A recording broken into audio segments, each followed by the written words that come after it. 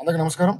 2019 సార్వత్రిక ఎన్నికల్లో భారతదేశంలోనే అత్యంత దుర్మార్గుడు, దోపిడీదారుడైన సైకో జగన్మోహన్ రెడ్డి మాటలు నమ్మి ఈ రాష్ట్రాన్ని అతనికి అప్పచెప్పడం జరిగింది. ఆ రోజున 5 సంవత్సరాల పరిపాలనా సమయంలో ఈ దుర్మార్గుడు రాష్ట్రంలో ఉన్న ప్రభుత్వ ఆస్తుల్ని కుదిరితే దోచుకోవడం లేదా తాకట్టు పెట్టడం, ఆంధ్రప్రదేశ్ని తాకట్టు ఆంధ్రప్రదేశ్గా మార్చి రాష్ట్రంలో ఉన్న విశ్వవిద్యాలయాల ఆస్తులు, ఆర్టీసీ ఆస్తులు, ప్రభుత్వానికి సంబంధించిన అనేక రకాల ఆస్తులు చివరికి సచివాలయంతో సహా తాకట్టు పెట్టి రాష్ట్ర పరిపాలన కొనసాగించి రాబోయే రోజుల్లో మరొకసారి ముఖ్యమంత్రి అయితే ఈ రాష్ట్రంలో తన వైసీపీ నాయకులు దోచుకోవడానికి ఇంకేం అవకాశం లేదు కాబట్టి ల్యాండ్ టైటిలింగ్ యాక్ట్ పేరుతో ఆంధ్రప్రదేశ్లో ఉన్న ప్రజల ఆస్తులు కొల్లగొట్టేదానికి దుర్మార్గుడు పథక రచన చేస్తా ఉన్నాడు.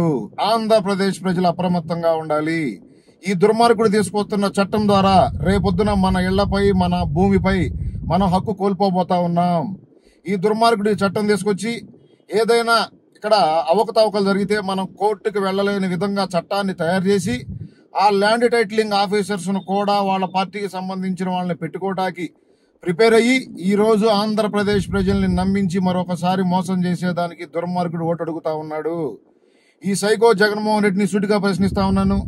మీ నాన్న ముఖ్యమంత్రిగా ఉన్న సమయంలో, నువ్వు ముఖ్యమంత్రిగా ఉన్న సమయంలో రాష్ట్రాన్ని దోచేసి లక్షల కోట్ల రూపాయలు సంపాదించి వేల ఎకరాలు భూమి దోచుకున్నావు కదా.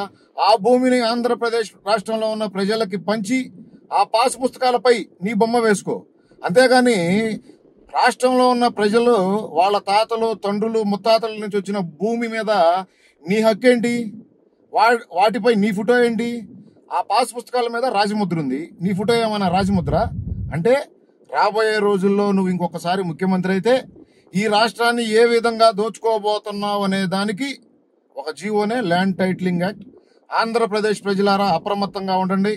దయచేసి ఈ దుర్మార్గుడిచ్చే కోట్ర బాటిల్కో, ఈ దుర్మార్గుడు పంచే 2000 రూపాయల నోటుకో మనం గనక కక్కుర్తిపడి ఓటు వేస్తే రేపొద్దున మీ ఇళ్లల్లో, మీ భూముల్లో, మీ స్థలాల్లో వైసీపీ నాయకులు తమ జెండాలు పాతారు. ఆ తర్వాత మిమ్మల్ని కాపాడేదానికి ఈ రాష్ట్రంలో ఉన్న చట్టాలు లేవు. కాబట్టి రాష్ట్ర ప్రజలు కళ్ళు తెరవాలి.